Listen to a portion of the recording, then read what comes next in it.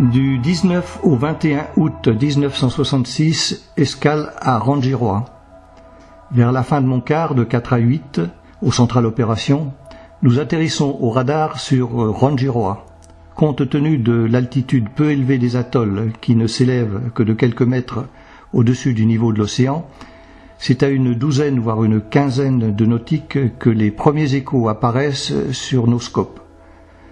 Cette fois, la vision haute du radar de veille air DRBV-22 ne fera pas beaucoup mieux que celle moyenne du V50 ou que celle au ras des flots du DRBN-31, notre radar de navigation. Nous observons aussi très nettement, coupant la bande de terre, l'étroite passe de Tiputa dans laquelle nous nous engagerons en début de matinée pour accéder aux eaux calmes du lagon.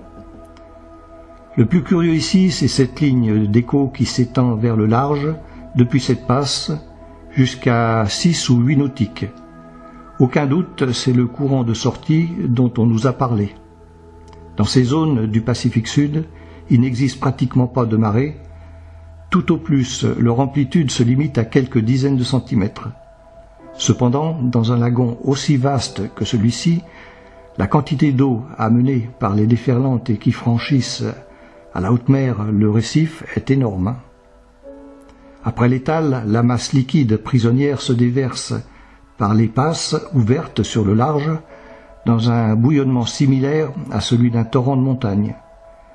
La feuille de service de ce jour nous apprend que, ici, la vitesse de sortie peut atteindre les 15 nœuds.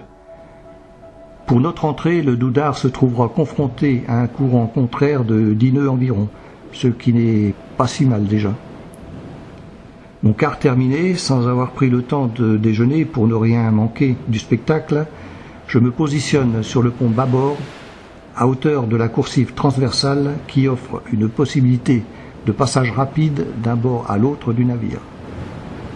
Pour le passage, les machines sont sur le pont, comme on dit, c'est-à-dire lancées à grande vitesse. La cheminée crache les échappements des 4 moteurs diesel, tous en fonction pour la circonstance. Pas question de tomber en panne au milieu de ce déversoir et de plus, le bateau doit rester manœuvrant en gardant une vitesse nettement supérieure à celle du Mascaret. Nous y sommes, les bords incroyablement proches du chenal défilent lentement alors que l'eau cogne et tourbillonne le long de la coque. Les embruns et l'écume atteignent le pont comme si nous étions lancés à 20 nœuds. C'est impressionnant. Je passe d'un bord à l'autre.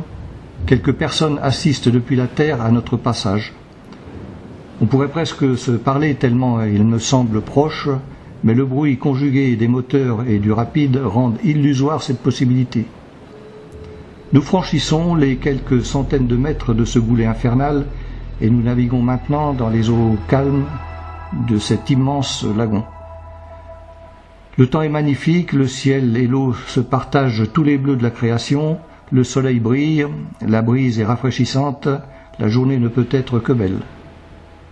Nous prenons un mouillage devant le village de Tiputa et après l'indispensable poste de lavage, les 2 embarcations quittent leur tangon, c'est-à-dire leur poste d'attente, pour rejoindre leur coupée de mer et puis embarquer les permissionnaires. Nous sommes autorisés à sortir en tenue de travail propre, même en short. Le commis fait distribuer des repas froids à ceux qui le souhaitent et certains d'entre nous emportent une couverture pour la nuit car nous avons aussi la permission de découcher. C'est en compagnie des copains du service détection que je vais passer cette première journée à Rangiroa. Zazie, notre mascotte, nous accompagne. C'est le quartier-maître Germain qui en assume la responsabilité. Tout me semble beau ce matin. Le débarcadère bétonné où nous sommes attendus par des gens rieurs et chaleureux. Le chemin de corail pilé, bordé çà et là de cocotiers sous lesquels nous cheminons en compagnie de quelques enfants curieux, et enfin ce village paisible dans lequel nous entrons.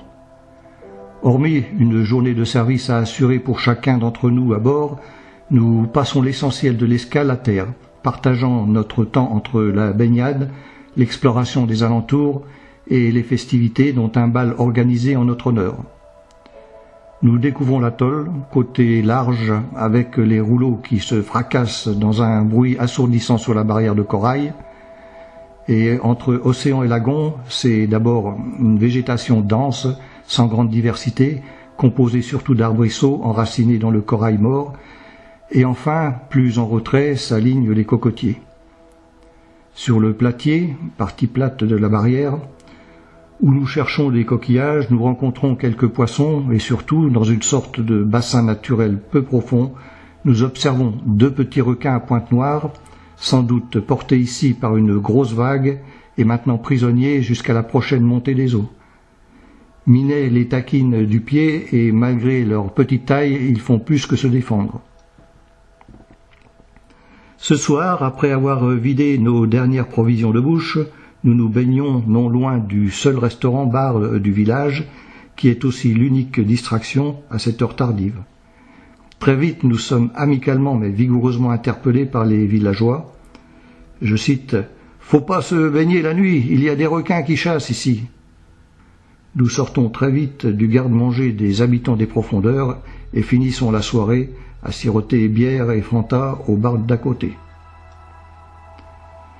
Et puis aujourd'hui, le 21 août 1966, le Doudard de Lagrée sort du lagon, presque à l'étal, et prend la direction de Papeete.